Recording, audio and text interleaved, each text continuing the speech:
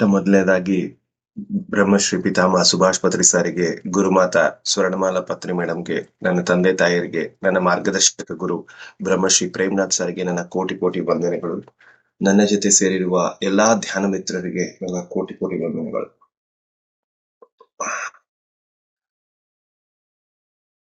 Masters, ಇವತ್ತಿನ topic ಚೈತನ್ಯ. ಈ topic ಅನ್ನು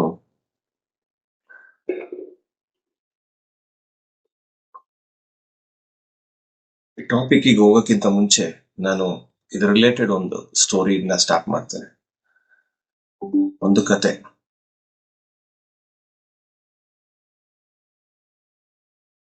ಒಂದು ಆಧ್ಯಾತ್ಮಿಕದಲ್ಲಿ ಬಹಳ ಸಾಧನೆ ಮಾಡಿ ಆಧ್ಯಾತ್ಮಿಕ ಜ್ಞಾನವನ್ನು ತಿಳ್ಕೋಬೇಕು ಅನ್ನೋ ಬಹಳ ಜಿಗುಪ್ಸೆ ಇಟ್ಕೊಂಡ ಒಂದು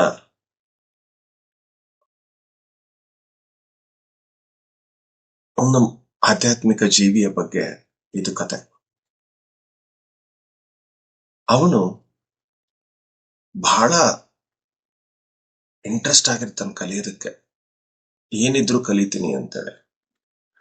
ಆದ್ರೆ ಒಂದು ಗುರು ಕಡೆ ಬರ್ತಾನೆ, ನನಗೆ ಎಂತ ಕಷ್ಟ ಇದ್ರೆ ಕೊಡಿ, ನನಗೆ ಆಧ್ಯಾತ್ಮಿಕ ಜ್ಞಾನ ಬೇಕು ಅಂತ ಕೇಳ್ತಾನೆ. ಕೇಳಿದ ತಕ್ಷಣ ಗುರು ಹೇಳ್ತಾನೆ, ಇಲ್ಲ, ಸ್ವಲ್ಪ ಪ್ರಯಾಣ ಕಷ್ಟ ಇದೆ. ಒಂದು ಪರ್ವತದ ಮೇಲೆ ಒಬ್ರು ಗುರು ಇದ್ದಾರೆ, ಅಲ್ಲಿ ನಿನಗೆ ನಿನ್ನ ಆಧ್ಯಾತ್ಮಿಕ ಜ್ಞಾನಕ್ಕೆ ಒಂದು ಸಮಾಧಾನ ಸಿಗುತ್ತೆ. ಆದ್ರೆ ಒಂದೇ ಒಂದು ಕಂಡೀಷನ್ ಏನಂದ್ರೆ, ನೀನು ಮೇಲೆ ಹತ್ತಿ ಹೋದ ಮೇಲೆ ಒಂದೇ ಒಂದು ಪ್ರಶ್ನೆ ಕೇಳ್ಬೋದು. ಅಷ್ಟೆಲ್ಲಾ ಕಷ್ಟ ಪ್ರಯಾಣ ಮಾಡಿ ಎಲ್ಲ ಮಾಡಿ ನೀ ಅಲ್ಲಿ ಸೇರ್ಕೊಂಡ್ಮೇಲೆ ನಿನಗೆ ಅವಕಾಶ ಇರೋದು ಒಂದೇ ಪ್ರಶ್ನೆ ಕೇಳೋದಕ್ಕೆ. ಮತ್ತೆ ವಾಪಸ್ ನೀನು ಕೆಳಗಡೆ ಬಂದು ಮತ್ತೆ ಪ್ರಯಾಣ ಸ್ಟಾರ್ಟ್ ಮಾಡಿದ್ರೆ ಇನ್ನೊಂದು ಪ್ರಶ್ನೆ ಕೇಳ್ಬೋದು. ಆ ಪ್ರಯಾಣ ಬಹಳ ಕಷ್ಟ.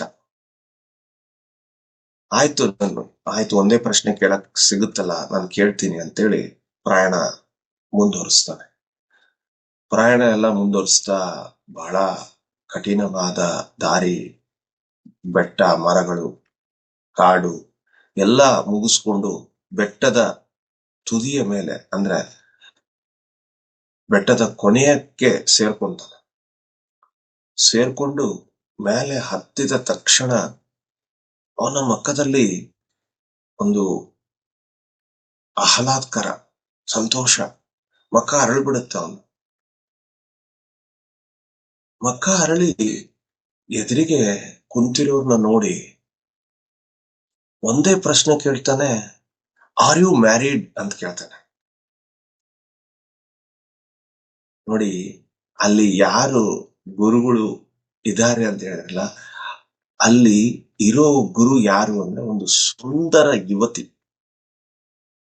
ಆ ಸುಂದರ ಯುವತಿನ ನೋಡಿದ ತಕ್ಷಣ ಈತ ಎಲ್ಲಾ ಕಷ್ಟಗಳನ್ನು ಮರ್ತಾ, ಎಲ್ಲಾ ಪ್ರಶ್ನೆಗಳು ಮರ್ತಾ, ಎಲ್ಲವನ್ನು ಮರೆತು ಏನಂತ ಪ್ರಶ್ನೆ ಕೇಳ್ದ, ಆರ್ ಯು ಮ್ಯಾರಿಡ್ ಅಂತ ಕೇಳ್ದ. ಮದುವೆ ಆಗಿದೆಯಾ ಅಂತ ಕೇಳ್ದ. ಎಷ್ಟು ಕರೆಕ್ಟ್ ಅಲ್ಲ ರೀ? ಈ ಒಂದು ಆಧ್ಯಾತ್ಮಿಕ ಜೀವಿ ನಮ್ಮ ಕತೆ ಒಂದೇ ರೀತಿ ಇದೆ.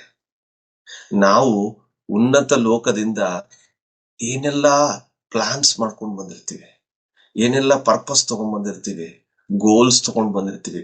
ಇಲ್ಲ, ನನ್ನ ಒಂದು ಹಿಂದೆ 250-300 ಜನ್ಮ ಹಾಳು ಮಾಡ್ಕೊಂಡ್ಬಿಟ್ಟಿದೀನಿ, ಅದರಲ್ಲಿ ಸಾಕಷ್ಟು ಕೆಲಸ ಮಾಡಿಲ್ಲ, ನಾನು ಈ ಜನ್ಮದಲ್ಲಿ ಅತ್ಯಂತ ಪ್ರಭಾವಕಾರಿಯಾಗಿ ಕೆಲಸ ಮಾಡೋಣ ಅಂತೇಳಿ ಗೋಲ್ಸ್ ಇಟ್ಕೊಂಡು ಎಲ್ಲ ಇಟ್ಕೊಂಡು ಈ ಭೂಲೋಕಕ್ಕೆ ಬರ್ತೀವಿ. ಭೂಲೋಕಕ್ಕೆ ಬಂದ ತಕ್ಷಣ ಈ ಭೂಲೋಕದ ಮಾಯ ಆ ಸುಂದರ ಯುವತಿ ತರ ನಮ್ಮನ್ನ ಮೋಹಿಸ್ಬಿಡುತ್ತೆ. ಕಡೆಗೆ ನಾವು ಆ ಆಧ್ಯಾತ್ಮಿಕ ಜೀವಿ ಹೆಂಗೆ ಆರ್ ಯು ಮ್ಯಾರಿಡ್ ಅಂತ ಕೇಳ ಪರಿಸ್ಥಿತಿ ಬರುತ್ತೆ.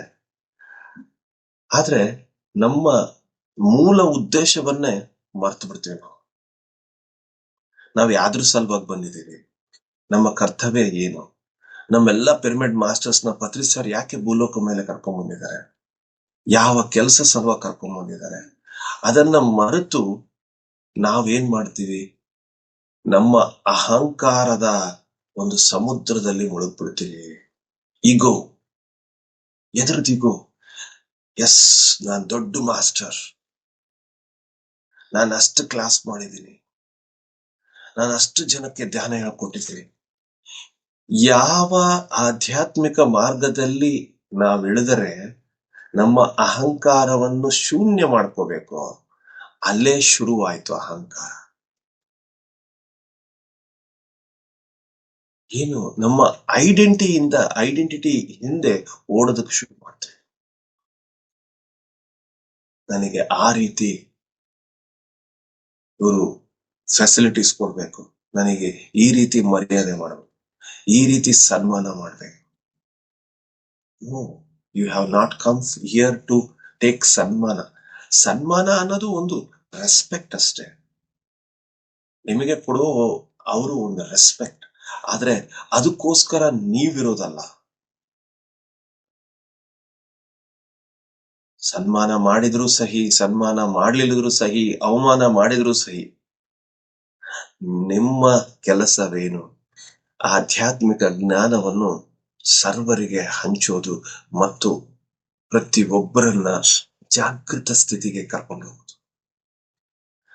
ಅವರಲ್ಲಿನ ಅಂಧಕಾರವನ್ನು ದೂರ ಮಾಡೋ ಒಂದು ಕರ್ತವ್ಯವನ್ನು ಹೊತ್ಕೊಂಡು ಬಂದಿದ್ದೀವಿ, ಅಂತ ಜವಾಬ್ದಾರಿಯನ್ನು ಹೊತ್ಕೊಂಡು ಬಂದಿದ್ದೀವಿ.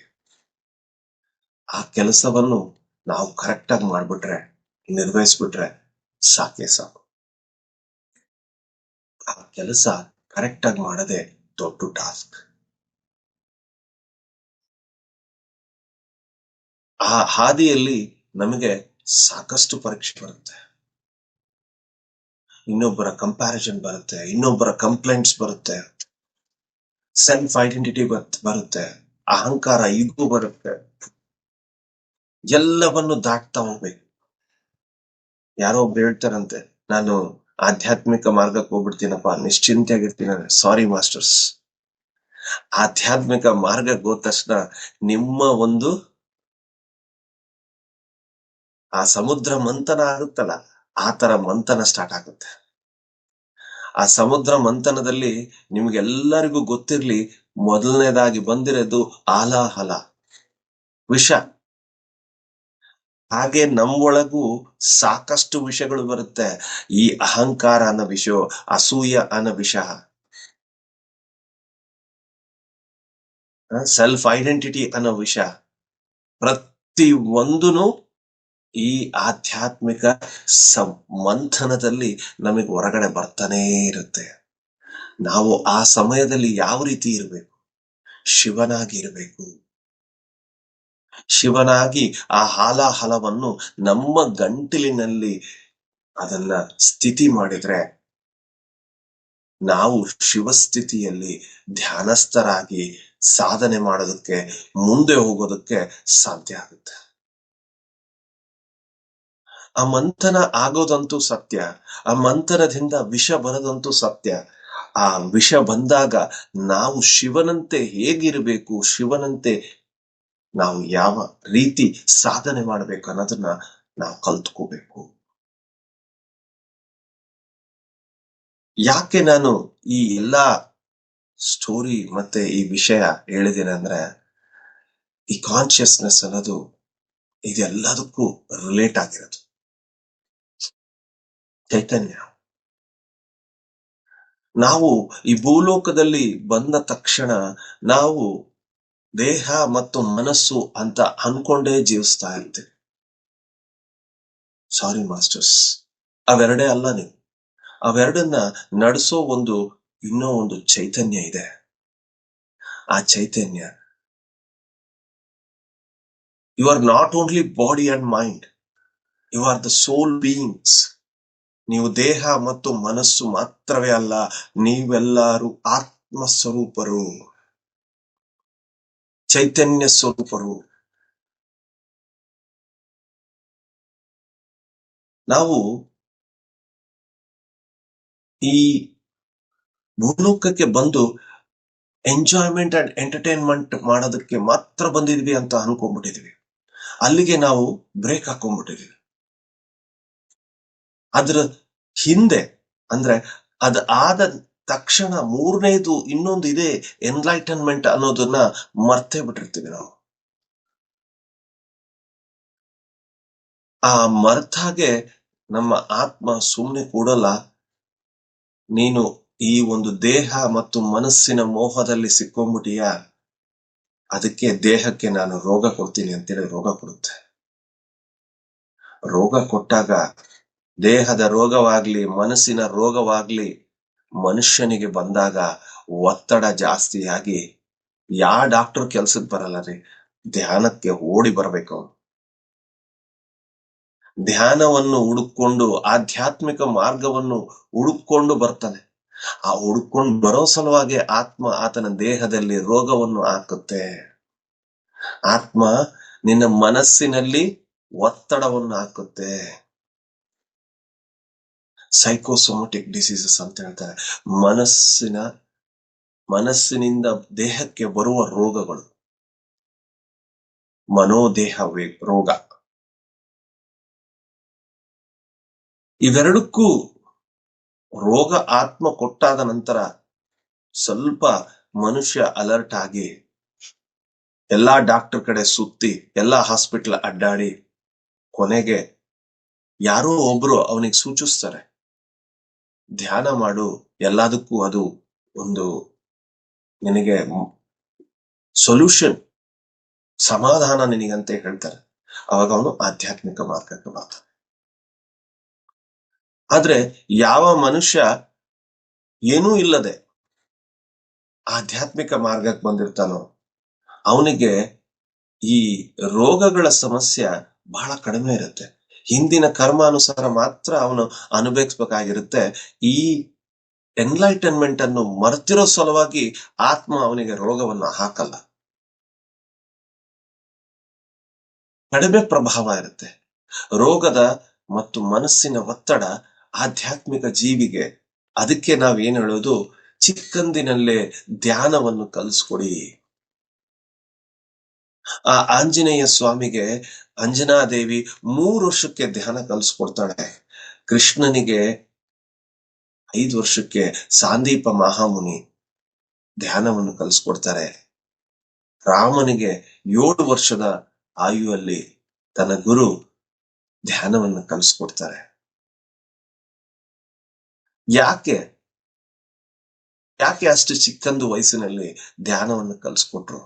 ಆ ಚಿಕ್ಕಂದಿನಲ್ಲಿ ಧ್ಯಾನವನ್ನು ಕಲಿಸ್ಕೊಟ್ಟ ಆ ವ್ಯಕ್ತಿಗಳೆಲ್ಲರೂ ಅದ್ಭುತವಾಗಿ ಈ ಭೂಲೋಕದಲ್ಲಿ ಕೆಲಸ ಮಾಡಿದ್ರು.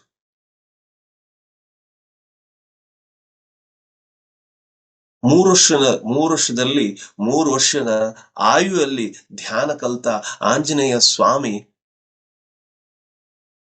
ಅದ್ಭುತವಾಗಿ ತನ್ನ ಕಾರ್ಯವನ್ನು ನೆರವೇರಿಸಿದ, ಚಿರಂಜೀವಿ ಆಗಿ ಜೀವಿಸ್ತಾನೇ ಇದ್ದಾನೆ. ಜೀವಿಸ್ತಾನೆ ಇದ್ದಾನೆ ಅಂದ್ರೆ ನಮ್ಮ ಕಣ್ಣಿಗೆ ಬಿದ್ದೇ ಇಲ್ಲಲ್ಲ,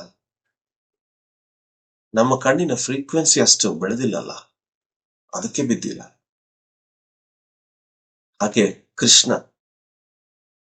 5 ವರ್ಷದ ಆಯುವಲ್ಲಿ ಕೃಷ್ಣ ಧ್ಯಾನವನ್ನು ಕಲಿತು ಅರ್ಜುನವನ್ನು ಕೇಳಿದಾಗ ಕುರುಕ್ಷೇತ್ರ ಯುದ್ಧದಲ್ಲಿ ಭಗವದ್ಗೀತವನ್ನು ಈ ಲೋಕಕ್ಕೆ ನೀಡಿದ ಮಹಾನ್ ಪುರುಷ.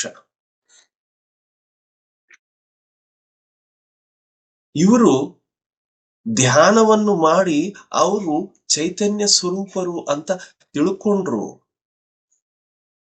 ನಾನು ದೇಹ ಮಾತ್ರವೇ ಅಲ್ಲ, ಮನಸ್ಸು ಮಾತ್ರವೇ ಅಲ್ಲ, ನಾನು ಆತ್ಮವೂ ಕೂಡ ಅಂತೇಳಿ ಚೈತನ್ಯ ಸ್ವರೂಪರು ಅಂತ ತಿಳ್ಕೊಂಡು ಜೀವಿಸೋದಕ್ಕೆ ಶುರು ಮಾಡಿದ್ರು. ಅಂತ ಅದ್ಭುತವಾದ ಕಾರ್ಯವನ್ನು ಮಾಡಿದ್ರು. ನಮಗೆ ನಮ್ಮ ಜೊತೆಗೆ ನಮ್ಮ ಕಣ್ಣೆದುರಿಗೆ ಕಂಡ ಪತ್ರಿಜಿ ಕೂಡ ಒಂದು ದೊಡ್ಡ ಉದಾಹರಣೆ. ಅವರ ಜೀವನ ನಮಗೆ ಒಂದು ಮಾರ್ಗದರ್ಶನ. ಅವರ ಕೆಲಸ ಒಂದು ಟಾರ್ಗೆಟ್ ಇದ್ದಂಗೆ. ನಮ್ಗೆ ಯಾವ ರೀತಿ ಕೆಲಸ ಮಾಡಬೇಕು ಆಧ್ಯಾತ್ಮಿಕ ಜೀವಿಗಳಾಗಿ ಅಂತ ಅವರಂತ ಮಾರ್ಗದರ್ಶರು ಬೇರೆ ಯಾರು ಬೇಡ.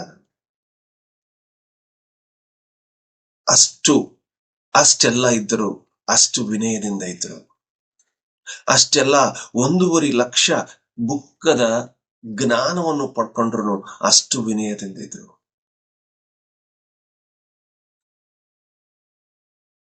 ಪತ್ರಿಸಾರು ಮೊದಲಿನ ಹಂತದಲ್ಲಿ, ಅಂದ್ರೆ ಈ ಕೊನೆಯ ಹಂತದಲ್ಲೆಲ್ಲ 2003-4 ಆ ಇಸ್ವಿಯಲ್ಲಿ ಪತ್ರಿಸಾರಿಗೆ ರೂಮ್ನು ಸಿಕ್ತಿದ್ದಿಲ್ಲ. ಒಂದ್ಸಲ ಎಲ್ಲನ ಪ್ರಚಾರಕ್ಕೆ ಹೋದಾಗ ಅಲ್ಲೇ ಜನರಲ್ ಆಗಿ ಎಲ್ಲಾರ ಜೊತೆಗೆ ಚಾಪೆ ಮೇಲೆ ಇಲ್ಲ ಯಾವ್ದೋ ಒಂದ್ ಬೆಡ್ ಮೇಲೆ ಮಲ್ಕೊಂಡ್ಬಿಡ್ತಿದ್ರು. He never ಕಂಪ್ಲೇಂಟೆಡ್. ಯಾವತ್ತೂ ಅವರು ಕಂಪ್ಲೇಂಟ್ ಅನ್ನೋ ಸುದ್ದಿನೇ ಇಲ್ಲ. He never complaint. ಶಿಕಾಯತ್ ಅನ್ನೋದು ಇಲ್ಲೇ ಇಲ್ಲ ಅವರ ಜೀವನದಲ್ಲಿ. ಅದ್ರ ಬಗ್ಗೆ ದೂರ್ ಕೊಡ್ಬೇಕು, ಇದ್ರ ಬಗ್ಗೆ ದೂರ್ ಕೊಡ್ಬೇಕು, ಇವ್ರ ಮೇಲೆ ಹೇಳ್ಬೇಕು. ಒಂದು ದಿವಸಕ್ಕೆ ಯಾರಾದ್ರೂ ಅವರ ಹತ್ತಿರ ಹೋದಾಗ ಅವರು ಬೇರೆಯವರ ಸುದ್ದಿ ಮಾತಾಡಿದ್ದು ಕೇಳಿದ್ರ? ನೋ. ಅವರು ಜ್ಞಾನದ ವಿಷಯನೇ ಹೇಳ್ತಾ ಇದ್ರು, ಮಾರ್ಗದರ್ಶನವೇ ಕೊಡ್ತಾ ಇದ್ರು. ಇನ್ನೊಬ್ರು ಲೇಖಕರು ಅವರ ಪುಸ್ತಕದಲ್ಲಿ ಬರ್ದಿರುವ ಜ್ಞಾನವನ್ನು ಹಂಚ್ತಿದ್ರು ಹೊರತು ಇನ್ನೊಬ್ಬರ ವಿಷಯ ಮಾತಾಡ್ತಾ ಇದ್ದಿಲ್ಲ, ಇನ್ನೊಬ್ಬರ ಜೀವನದಲ್ಲಿ ತಲೆ ತೋರಿಸ್ತಾ ಇದ್ದಿಲ್ಲ. ನಿನ್ನ ಜೀವನ ನಿನ್ನದು, ಪೂರ್ಣ ಸ್ವಾತಂತ್ರ್ಯ. ಪಿರಮಿಡ್ ಮಾಸ್ಟರ್ಸ್ಗೆ ಕೊಟ್ಟಿರುವ ಸ್ವಾತಂತ್ರ್ಯ ಯಾವ ಒಂದು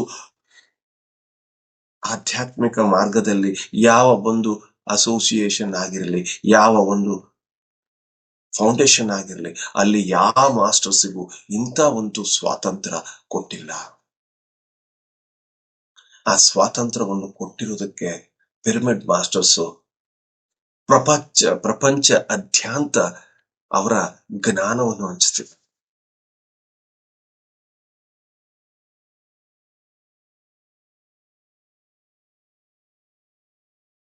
ಹಂಚ್ತಾ ಇದ್ದಾರೆ. ಇದೆಲ್ಲ ಹೇಗ್ ಸಾಧ್ಯ ಅಂದ್ರೆ, ನಾನು ಚೈತನ್ಯ ಸ್ವರೂಪನು ಅಂತ ತಿಳ್ಕೊಳೋ ಒಂದು ಸತ್ಯ ಯಾವಾಗ ಬರುತ್ತೆ ಅಂದ್ರೆ, ನಾವು ಧ್ಯಾನ ಮಾಡಿದಾಗ, ಸಾಧನೆಯಲ್ಲಿದ್ದಾಗ ನಮಗೆ ಅದು ಲಭಿಸುತ್ತೆ. ಧ್ಯಾನ ಮಾಡಿದಾಗ ನಾವು ಮನಸ್ಸು ರಹಿತ ಸ್ಥಿತಿಗೆ ಹೋಗ್ತೀವಿ. ಮನಸ್ಸು ರಹಿತ ಸ್ಥಿತಿ, ಬಿಯಾಂಡ್ ಮೈಂಡ್. ಮನಸ್ಸು ರಹಿತ ಸ್ಥಿತಿಗೆ ನಾವು ಹೊರಟಾಗ ಈ ದೇಹ ನಾನಲ್ಲ, ಮನಸ್ಸು ನಾನಲ್ಲ, ನಾನು ಒಂದು ಚೈತನ್ಯ ಸ್ವರೂಪ ಅಂತ ಒಂದು ಸತ್ಯ ನಮಗೆ ತಿಳಿಯುತ್ತೆ. ಆ ಸತ್ಯ ತಿಳಿದಾಗ ಆ ಚೈತನ್ಯದ ಮಹತ್ವ ನಮಗೆ ಗೊತ್ತಾಗುತ್ತೆ. I am conscious being.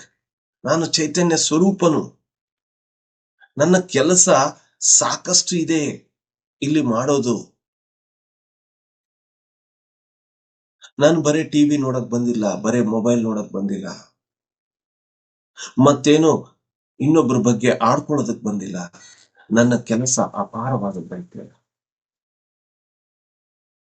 ನಾನು ಈ ಲೋಕ ಕಲ್ಯಾಣ ಕಾರ್ಯಕ್ಕೆ ಬಂದಿದ್ದೀನಿ ಅನ್ನೋ ಸತ್ಯ ನಿಮಗೆ ಧ್ಯಾನ ಮತ್ತು ಸಾಧನೆಯಲ್ಲೇ ತಿಳಿಯುವುದು.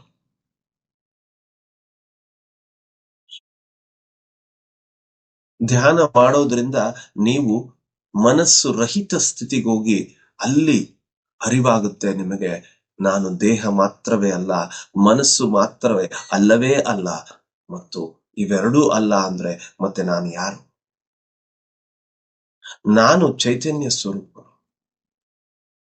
ನಾನು ಆಧ್ಯಾತ್ಮಿಕ ಜೀವಿ, ನಾನು ಆತ್ಮ ಸ್ವರೂಪನು ಅಂತ ಸತ್ಯ ತಿಳ್ಕೊಂಡು ಆ ಸಾಧನೆಯಿಂದ ಹೊರಗೆ ಬರ್ತೀವಿ. ಆ ಸಾಧನೆಯಿಂದ ಆ ಸತ್ಯ ತಿಳ್ಕೊಂಡ ಪ್ರತಿಯೊಂದು ಪಿರಮಿಡ್ ಮಾಸ್ಟರ್ಸ್ ಅದ್ಭುತವಾದ ಕೆಲಸಗಳು ಮಾಡ್ತಾರೆ. ಅದಕ್ಕೆ PSSM ಮೂವ್ಮೆಂಟ್ ಸಾಕ್ಷಿ. ಒಂದು ವೆಜಿಟೇರಿಯನ್ ರ್ಯಾಲಿ ಆಗಿರ್ಬೋದು, ಧ್ಯಾನ ಪ್ರಚಾರ ಆಗಿರ್ಬೋದು, ಪಿರಮಿಡ್ ಕನ್ಸ್ಟ್ರಕ್ಷನ್ ಆಗಿರ್ಬೋದು, ಯಾವ್ದ್ರಲ್ಲಿ ಕಡಿಮೆ ಇದೆ ರೀ PSSM? ಇದಿಷ್ಟು ಮಾಡಿ ಆ ವ್ಯಕ್ತಿಗಳನ್ನು ಮಾತಾಡಿಸಿದಾಗ ನಾನೆಲ್ಲಿ ಮಾಡಿದೀನ್ರಿ, ಪತ್ರಿ ಸಾರ್ ಮಾಡಿದಾರಂತ ಹೇಳೋ ದೊಡ್ಡ ಗುಣ ಪಿರಮಿಡ್ ಮಾಸ್ಟರ್ಸ್. ನಾವು ನಿಮಿತ್ತ ಮಾತ್ರ, ನಮ್ಮ ಮುಖಾಂತರ ಪತ್ರಿಜಿ ಗುರುಗಳು ಮಾಡಿದ್ರು, ಪತ್ರಿ ಸರ್ ಮಾಡಿದ್ರು ಅಂತೇಳಿ ಹೇಳು pyramid masters really hats off. ಅದ್ಭುತವಾದ ಕೆಲಸಗಳು ಮಾಡ್ತಾ ಇದ್ದಾರೆ, ಆದ್ರೂ ಅವರಲ್ಲಿ ಕೊಂಚಿತ್ತು ಅಹಂಕಾರ ಇಲ್ಲ.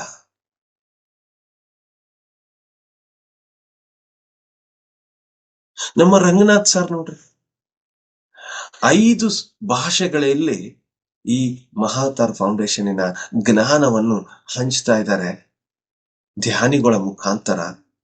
ಅವರು ಯಾವತ್ತಿಗೂ ಅವರಲ್ಲಿ ಒಂದು ಚುಕ್ಕಿಯಷ್ಟು ಅಹಂಕಾರ ನಾನು ನೋಡಿಲ್ಲ. ಅಷ್ಟು ಪ್ರೀತಿಯಿಂದ, ಅಷ್ಟು ಸಮಾಧಾನದಿಂದ ಪ್ರತಿಯೊಬ್ಬರ ಕಡೆ ಮಾತಾಡ್ತಾರೆ. ಅದ್ರಿ ಪಿರಮಿಡ್ ಮಾಸ್ಟರ್ ಅಂದ್ರೆ. ಅದನ್ನ ಕಲಿಬೇಕ್ರಿ ನಾವು ಫಸ್ಟ್. ಇದನ್ನ ಕಲಿಬೇಕು ಅಂದ್ರೆ ನಾವು ಚೈತನ್ಯ ಸ್ವರೂಪರಾಗಬೇಕು. We have to become conscious being.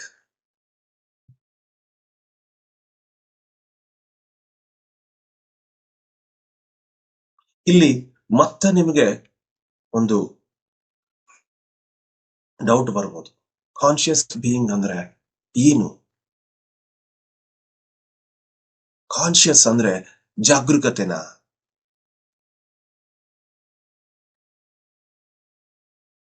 Conscious ಅಂದ್ರೆ ಜಾಗರೂಕತೆ ಅಲ್ಲ, ಜಾಗರೂಕತೆ ಕಾನ್ಶಿಯಸ್ ಆಗ್ಬೋದು.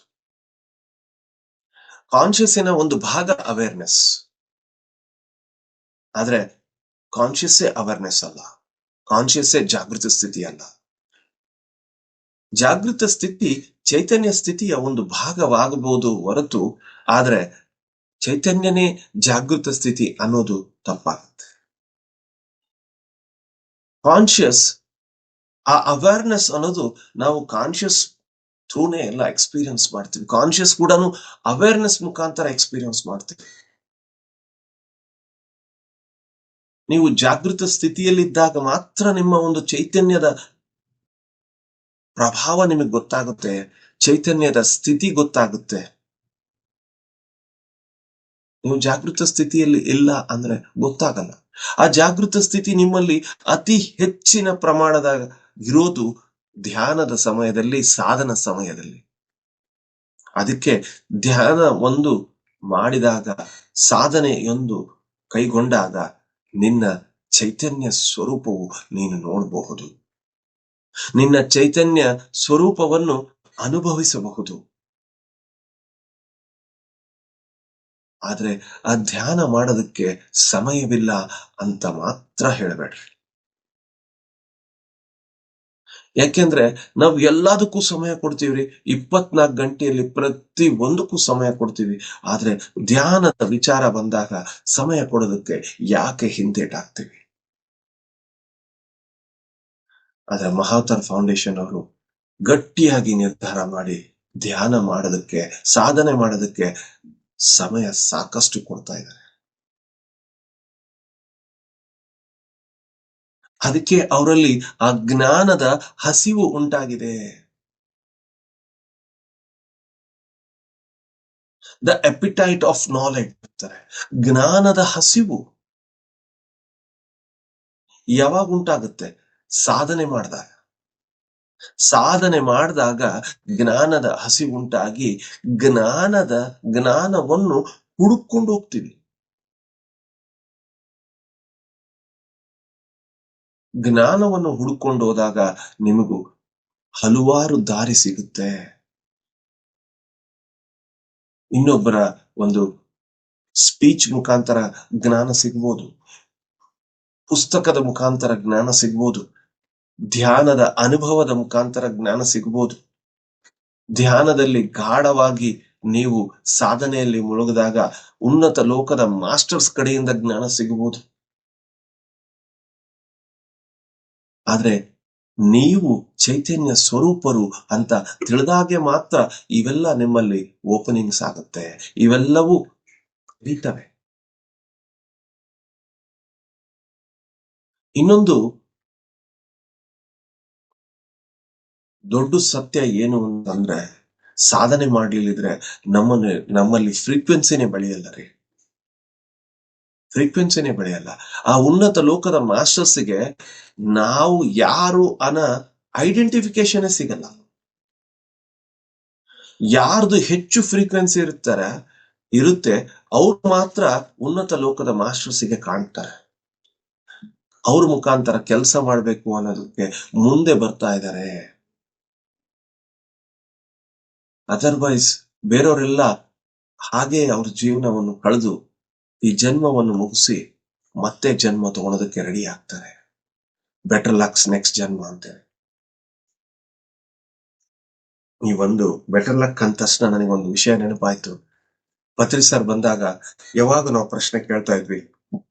ಒಂದ್ಸಲ ಬಂದಾಗ ನಮ್ಮ ಮನೆಯಲ್ಲಿ ಸಾರ್ ಬಂದಾಗ ಸಾರಿಗೆ ಪ್ರಶ್ನೆ ಕೇಳಿದ್ವಿ. ಸರ್, ನಾವು ಎಲ್ಲರಿಗೆ ಧ್ಯಾನ ಹೇಳ್ಕೊಡೋದಕ್ಕೆ ಹೋಗ್ತೀವಿ. ಮೊದಲನೇ ಸಾರಿ ತಿಳಿಸ್ತೀವಿ, 2ನೇ ಸಾರಿ ತಿಳಿಸ್ತೀವಿ, 3ನೇ ಸಾರಿ ತಿಳಿಸಿದ್ರು ಅವ್ರು ಕಲಿಯಲ್ಲ ಸರ್, ಬರಲ್ಲ ಸರ್. ಅವರು ಏನೋ ಒಂದು ಅದಕ್ಕೆ ಲಾಜಿಕ್ ಹೇಳ್ತಾರೆ ಅಂತ ಸಾರಿಗೆ ಹೇಳಿದಾಗ ಸಾರ್ ಒಂದೇ ಮಾತು ಹೇಳಿದ್ರು. ಮೊದಲನೇ ಬಾರಿ ನೀನು ಪ್ರಯತ್ನ ಪಟ್ಟು ಕಲಿಸ್ಕೊಡು, 2ನೇ ಬಾರಿ ನೀನು ಸತತವಾಗಿ ಮತ್ತೆ ಪ್ರಯತ್ನ ಮಾಡು, 3ನೇ ಬಾರಿ ಬೆಟರ್ ಲಕ್ ನೆಕ್ಸ್ಟ್ ಜನ್ಮ ಅಂತೇಳಿ ಅವನ್ನ ಸರ್ಕೊಂಡ್ಬಿಡು ಅಂತ. ಇಷ್ಟು ಅದ್ಭುತವಾಗಿ ಸಜೆಷನ್ ಕೊಟ್ರು. ಅಂದ್ರೆ ಅತಿ ಹೆಚ್ಚು ಫೋರ್ಸ್ ಯಾರಿಗೂ ಮಾಡಬಾರ್ದು ನಾವು. ಅವರ ಕರ್ಮಾನುಸಾರ ಅವ್ರದ್ದು ಕರ್ಮ ಇನ್ನ ಕಳ್ದಿರಲ್ಲ. 2 ಸಲ ನಾವು ಕಾಂಟ್ಯಾಕ್ಟ್ ಮಾಡಿದಾಗೆ ಅವರ ಕರ್ಮ ಆ ಎಡ್ಜಿಗ್ ಬಂದಾಗ ಅವರು ಧ್ಯಾನಕ್ಕೆ ವಾಲ್ ಬಿಡ್ತಾರೆ. ಇಲ್ಲ ಬರ್ತಾ ಇಲ್ಲ ಅಂದ್ರೆ ಇನ್ನ ಅನುಭವಿಸಿದೆ ಅವರಿಗೆ. ಈ ಜನ್ಮ ಪೂರ್ತಿ ಅನುಭವಿಸೋ ಒಂದು ಪ್ರೋಗ್ರಾಮ್ ಮಾಡ್ಕೊಂಡ್ಬಂದೆ ನಾವು. ಅವರಿಗೆ ಬೆಟರ್ ಲಕ್ ನೆಕ್ಸ್ಟ್ ಜನ್ಮ ಅಂತೇಳಿ ನಾವು ಸರ್ಕೊಂಡ್ಬಿಡ್ಬೇಕು. ಯಾರು ಧ್ಯಾನಿಗಳು ಇರ್ತಾರೆ, ಯಾರು ಜ್ಞಾನದ ಹಸಿವಿರುತ್ತೋ ಅವರನ್ನು ನಾವು ಫೋಕಸ್ ಮಾಡಿ ಅವರಿಗೆ ನಮ್ಮ ಸಮಯವನ್ನು ಕೊಡಬೇಕು. ಆ ರೀತಿ ಕೊಟ್ಟಾಗ ನಮಗೆ ನಮ್ಮ ಆಧ್ಯಾತ್ಮಿಕ ಜೀವನದಲ್ಲಿ ನಾವು ಮುಂದುವರೆಯೋದಕ್ಕೆ ಸ್ಟಾರ್ಟ್ ಮಾಡ್ತೇವೆ. ಅವರು ಕೂಡ ಜಾಗೃತರಾಗಿ ಆಧ್ಯಾತ್ಮಿಕ ಜ್ಞಾನವನ್ನು ಪಡ್ಕೊಂಡು ಲೋಕ ಕಲ್ಯಾಣ ಕಾರ್ಯಕ್ಕೆ ಅವರು ಕೈ ಜೋಡಿಸ್ತಾರೆ. ನಮ್ಮ ಕೆಲಸ ಏನ್ರಿ ಪಿರಮಿಡ್ ಮಾಸ್ಟರ್ಸ್? ಪ್ರತಿಯೊಬ್ಬರಿಗೆ ಧ್ಯಾನವನ್ನು ಕಲಿಸ್ಕೊಟ್ಟು ಅವರನ್ನು ಜಾಗೃತರನ್ನಾಗಿ ಮಾಡಿ ಅವರ ಅರಿವನ್ನು ತಿಳಿಸಿ ಅವರ ಅಸ್ತಿತ್ವವನ್ನು ಗೊತ್ತಾಗುವ ಹಾಗೆ ಮಾಡಿ ಅವರು ಪುನಃ ಧ್ಯಾನ ಪ್ರಚಾರ ಮಾಡಿ ಪಿರಮಿಡ್ ಕನ್ಸ್ಟ್ರಕ್ಟ್ ಮಾಡಿ ಈ ಒಂದು ಭೂಲೋಕದ ಎಲ್ಲಾ ವ್ಯಕ್ತಿಗಳಿಗೆ, ಎಲ್ಲಾ ಮನುಷ್ಯರಿಗೆ, ಎಲ್ಲಾ ವಾಸಿಗಳಿಗೆ ಒಳ್ಳೇದಾಗ್ಲಿ ಅನ್ನೋ ಕೆಲಸನೇ ಪಿರಮಿಡ್ ಮಾಸ್ಟರ್ಸ್. ಅದಕ್ಕೆ ಧ್ಯಾನ ಜಗತ್, ಪಿರಮಿಡ್ ಜಗತ್, ಶಾಕಾಹಾರ ಜಗತ್ ಅಂತೇಳಿ 3 ಉದ್ದೇಶವನ್ನು ಇಟ್ಕೊಂಡು ಪಿರಮಿಡ್ ಮಾಸ್ಟರ್ಸ್ ಪ್ರತಿ ಒಬ್ರು ವರ್ಕ್ ಮಾಡ್ತಾರೆ. ಇವು 3 ನಮ್ಮ ಪ್ರತಿಯೊಬ್ಬ ಪಿರಮಿಡ್ ಮಾಸ್ಟರ್ಸ್ ಇಂದು ಯೂನಿಕ್ ಪರ್ಪಸ್ ಏನೂ ಇಲ್ಲ. We have come universally for this purpose only. ಗುಂಪಾಗಿ ನಾವು ಪಿರಮಿಡ್ ಮಾಸ್ಟರ್ಸ್ ಇದು ಒಂದೇ ಒಂದು ಜೀವನದ ಉದ್ದೇಶವನ್ನು ಇಟ್ಕೊಂಡು ಪತ್ರಿ ಸಾರ್ ಸಮಯದಲ್ಲಿ ಬಂದಿದ್ದೀವಿ. ಪತ್ರಿ ಸಾರೇ ಕರ್ಕೊಂಬಂದಿದ್ದಾರೆ. ನೀವೆಲ್ಲರೂ ಸಾಧಾರಣ ಜೀವಿಗಳಲ್ಲ,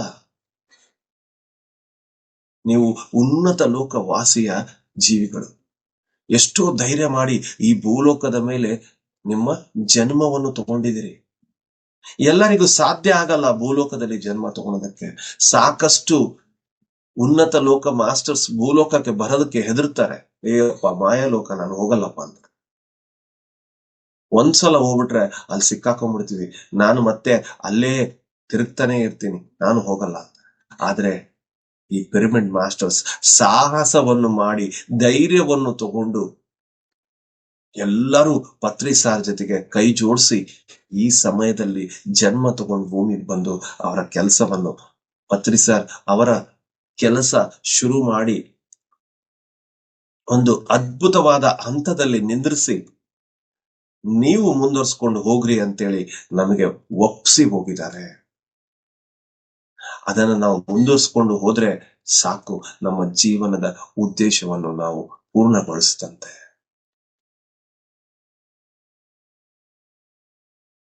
ಅದಕ್ಕೆ ಇದೆಲ್ಲದಕ್ಕೂ ಚೈತನ್ಯ ಸ್ವರೂಪರು ಅಂತ ತಿಳಿಯುವುದು ಬಹಳ ಮುಖ್ಯ.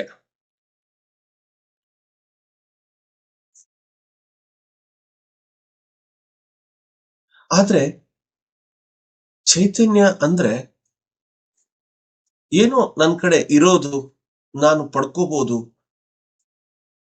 ಅಂತ ಅನ್ಕೊಂತಾರೆ. ಅದಲ್ಲ, ನೀವೇ ಚೈತನ್ಯ. ಅದಕ್ಕೆ ಇಂಗ್ಲಿಷ್ ನಲ್ಲಿ ಬಹಳ ಚೆನ್ನಾಗಿ ಹೇಳ್ತಾರೆ, ಅದಕ್ಕೆ conscious is not what we have, conscious what we are ಅಂತ ಹೇಳ್ತಾರೆ. ಅದನ್ನ ಕನ್ನಡದಲ್ಲಿ ಅಷ್ಟು ಅದ್ಭುತವಾಗಿ ನನಗೆ ಅನುವಾದ ಮಾಡಕ್ ಆಗ್ತಾ ಇಲ್ಲ, ಬಟ್ ಇಂಗ್ಲಿಷ್ ನಲ್ಲಿ ಮಾತ್ರ ಬಹಳ ಚೆನ್ನಾಗಿ ಹೇಳಿದ್ದಾರೆ. Conscious is not what we have, conscious what we are ಅಂತ ಹೇಳ್ತಾರೆ. ಚೈತನ್ಯ ಏನೋ ನಮ್ಮ ಹತ್ತಿರ ಇರೋ ಒಂದು ಗುಣನೋ ಪಡ್ಕೊಂಡಿರುವ ನಾಲೆಡ್ಜು ಅಲ್ಲ. ಚೈತನ್ಯನೇ ನಾವು, ನಾವೇ ಚೈತನ್ಯ, ನಾವೇ ಚೈತನ್ಯ ಸ್ವರೂಪರು ಅಂತ ಒಂದು ಸತ್ಯವನ್ನು ಪ್ರತಿಯೊಂದು ಪಿರಮಿಡ್ ಮಾಸ್ಟರ್ಸು ಧ್ಯಾನದ ಮುಖಾಂತರ, ಸಾಧನೆಯ ಮುಖಾಂತರ ತಿಳಿದ ನಂತರ ಅವರ ಪ್ರಯಾಣ ಅದ್ಭುತವಾಗಿ ಮುಂದೋಗುತ್ತೆ.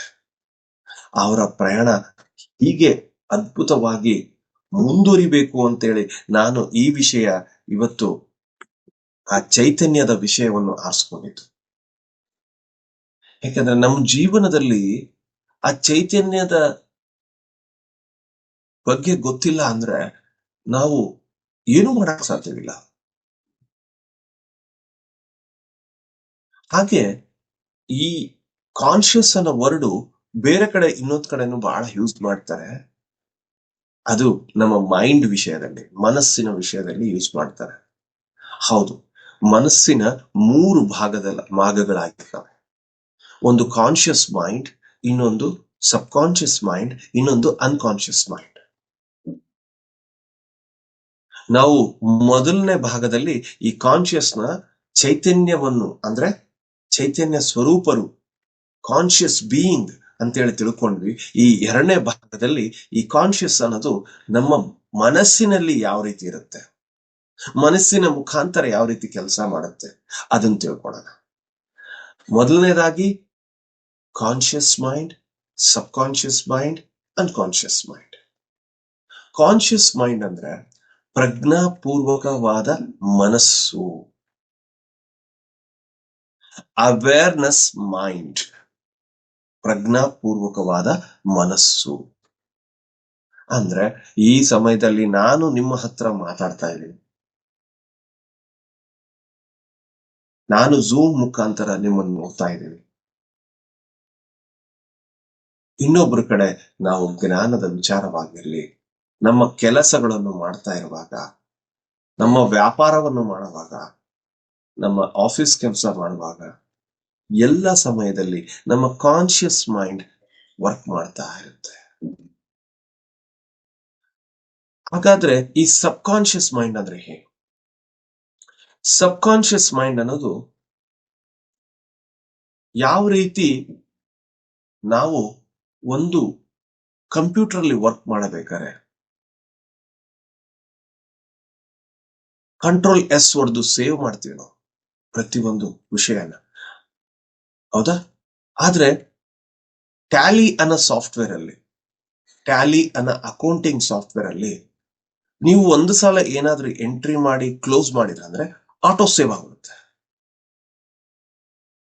ಸೇಮ್ ಅದೇ ರೀತಿ ನಮ್ಮ ಮೈಂಡ್ ಕೂಡ, ಏನಾದ್ರೂ ನಾನು ಒಂದು ಆಕ್ಟಿವಿಟಿ ಇವತ್ತು ಮಾಡಿದೆ, ನಾನು ಮಾತಾಡಿದೆ, ನಿಮ್ ಕಡೆ ಜ್ಞಾನವನ್ನು ಹಂಚ್ಕೊಂಡೆ, ಯಾವ್ದಾದ್ರೂ ಬುಕ್ ಓದೆ, ಅದು ಆಟೋ ಸೇವ್ ಆಗ್ಬಿಡುತ್ತೆ ಸಬ್ ಕಾನ್ಶಿಯಸ್ ಮೈಂಡ್.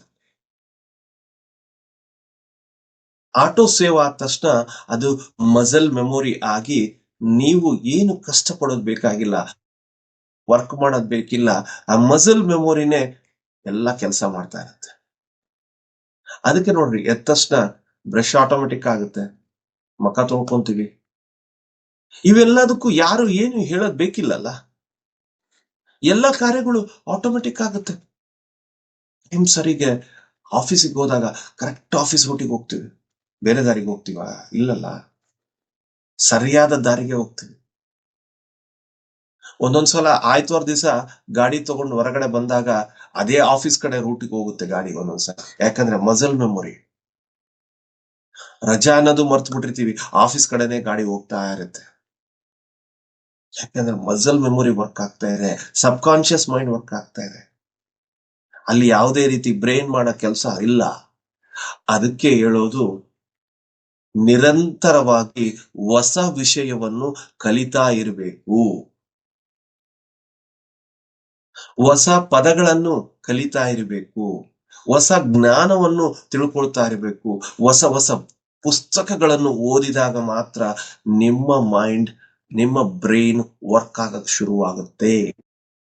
ಇಲ್ದಿದ್ರೆ ಸಬ್ ಕಾನ್ಶಿಯಸ್ ಮೈಂಡ್ ಅಲ್ಲಿ ಏನಿದೆ ಅದು ಕೆಲಸ ಮಾಡ್ತಾ ಇರುತ್ತೆ. ದಿನ ಬೆಳಿಗ್ಗೆ ತಕ್ಷಣ ಬ್ರಷ್ ಮಾಡೋದು, ಮುಖ ತೊಳ್ಕೊಳ್ಳೋದು, ಸ್ನಾನ ಮಾಡೋದು, ಆಫೀಸ್ಗೆ ಹೋಗೋದು, ಟಿಫಿನ್ ಮಾಡೋದು, ಊಟ ಮಾಡೋದು, ಮಲ್ಗೋದು. This all continuously goes on. ನಿರಂತರವಾಗಿ ನಡೀತಿರೋ ಒಂದು ಈ ವಿಚಾರಕ್ಕೆ ಬ್ರೈನ್ ಕೆಲಸ ಮಾಡಲ್ಲ. ಅದು ಮಸಲ್ ಮೆಮೊರಿ ಆಗ್ಬಿಟ್ಟಿರುತ್ತೆ, ಅದು ಫೀಡ್ ಆಗ್ಬಿಟ್ಟಿರುತ್ತೆ, ಆ ಕೆಲಸ ಮಾಡ್ತಾನೆ ಇರುತ್ತೆ. ಆದ್ರೆ ಬ್ರೈನ್ ಕೆಲಸ ಮಾಡಬೇಕು. ಬ್ರೈನ್ ತನ್ನನ್ನು ತಾನು ಎಕ್ಸ್ಟೆಂಡ್ ಮಾಡ್ಕೋಬೇಕು, ಅದರ ಅಸ್ತಿತ್ವ ಹೆಚ್ಚಿಸ್ಕೋಬೇಕು, ಅದರ ಪ್ರಭಾವ ಹೆಚ್ಚಿಸ್ಕೋಬೇಕು ಅಂದ್ರೆ ದಿನನಿತ್ಯ ಹೊಸ ಹೊಸ ಪದಗಳನ್ನು ಕಲಿಯಿರಿ. ವಾಕಿಂಗ್ ಡೈಲಿ ಒಂದೇ ರೂಟಿಗೆ ಹೋಗ್ತೀರಿ, ಬೇರೆ ಬೇರೆ ರೂಟಿಗೆ ಹೋಗ್ರಿ. Change the routine. ಯಾವಾಗ ರೂಟೀನ್ ಚೇಂಜ್ ಮಾಡ್ತಿರೋ ಬ್ರೈನ್ ಅಲರ್ಟ್ ಆಗುತ್ತೆ. ಓಹ್, ಏನೋ ಬೇರೆ ದಾರಿಗೆ ಹೋಗ್ತದ, ಏನೋ ಹೊಸ ಸ್ಟಾರ್ಟ್ ಆಯ್ತು, ನಾನು ಕಲ್ತ್ಕೋಬೇಕು, ನಾನು ಅಲರ್ಟ್ ಆಗ್ಬೇಕು, ನಾನು ನನ್ನ ಕೆಲಸ ಶುರು ಮಾಡ್ಬೇಕಂತ ನಿಮ್ಮ ಬ್ರೈನ್ ವರ್ಕ್ ಮಾಡೋದಕ್ಕೆ ಶುರು ಮಾಡುತ್ತೆ.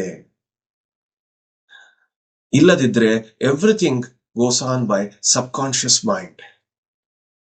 ಅಸೂಕ್ತ ಮನಸ್ಸು ತನ್ನ ಕೆಲಸ ಮಾಡ್ತಾನೆ ಇರುತ್ತೆ, ಹೊಸದನ್ನು ಕಲಿಯುವ ಒಂದು ವಿಷಯ ಇರೋಲ್ಲ.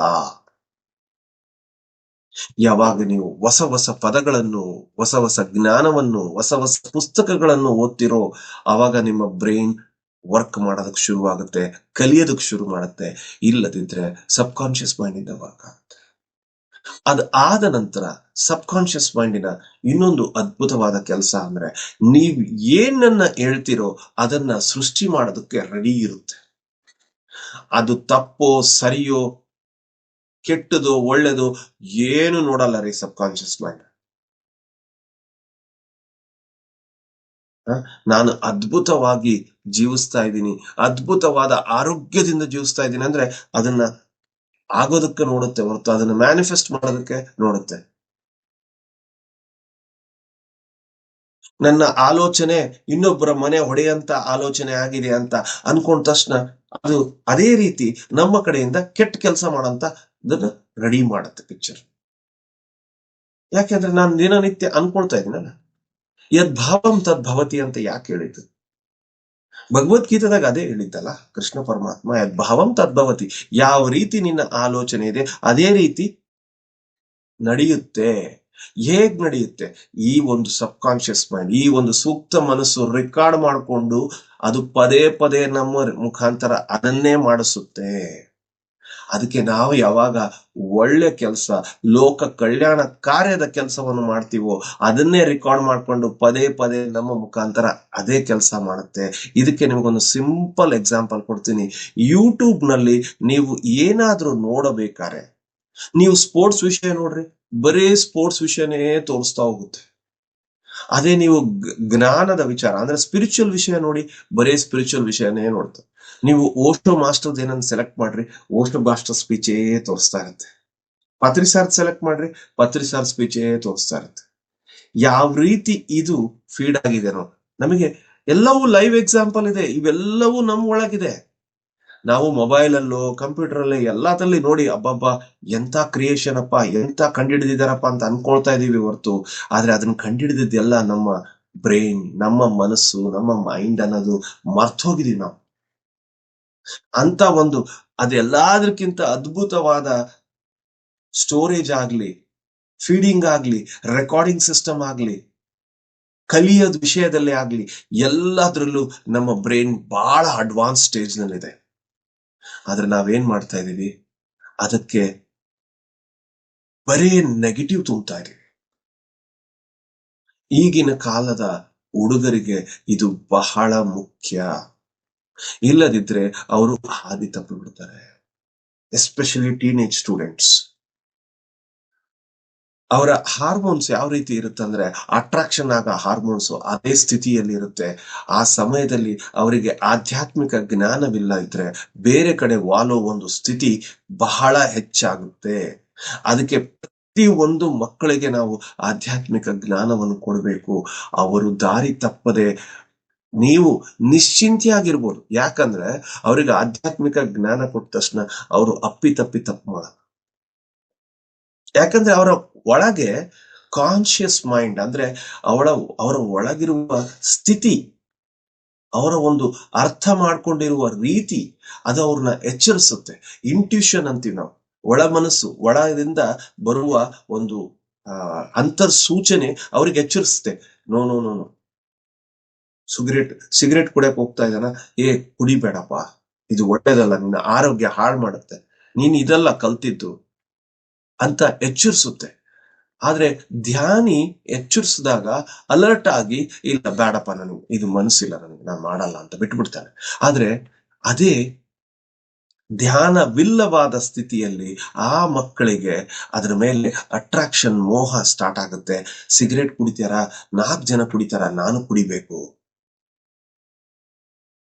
ಕುಡಿತಾ ಇದಾರ, ಪಾರ್ಟಿ ಮಾಡ್ತಾ ಇದಾರ ಎಲ್ಲರೂ, ಅಯ್ಯೋ ಎಷ್ಟು ಚೆನ್ನಾಗಿ ಮಾಡ್ತಾ ಇದಾರೆ, ನಾನು ಮಾಡ್ಬೇಕು, ನಾನು ಕುಡಿಬೇಕು, ನಾನು ಆ ಮಜಾ ತಗೋಬೇಕು. ಆದ್ರೆ ಅವನಿಗೆ ಅರಿವಿರಲ್ಲ. ಅದು ಕುಡಿದ್ರೆ ನನಗೆ ನಷ್ಟ ಆಗುತ್ತೆ ಅನ್ನೋ ಅರಿವಿರಲ್ಲ. ಅವನು ಮಜಾ ಮಾಡೋದು ಒಂದೇ ಕಾಣಿಸುತ್ತೆ. ನಾನು ಕುಡಿದು ಗಾಡಿ ಓಡಿಸಿದ್ರೆ ಎಲ್ಲೋ ಆಕ್ಸಿಡೆಂಟ್ ಆಗೋದು ಅನ್ನೋ ಅರಿವಿರಲ್ಲ. ಮಜಾ ಮಾಡ್ಬೇಕು ಅನ್ನೋದು ಮಾತ್ರ ಕಾಣಿಸ್ತಾ ಇರುತ್ತೆ. ಆದ್ರೆ ಆಧ್ಯಾತ್ಮಿಕ ಜೀವನದಲ್ಲಿರುವ ಮಕ್ಕಳು, ಧ್ಯಾನವನ್ನು ಕಲಿತ ಮಕ್ಕಳು ಇಂಥ ಒಂದು ಕೆಲಸ ಮಾಡಲ್ಲ.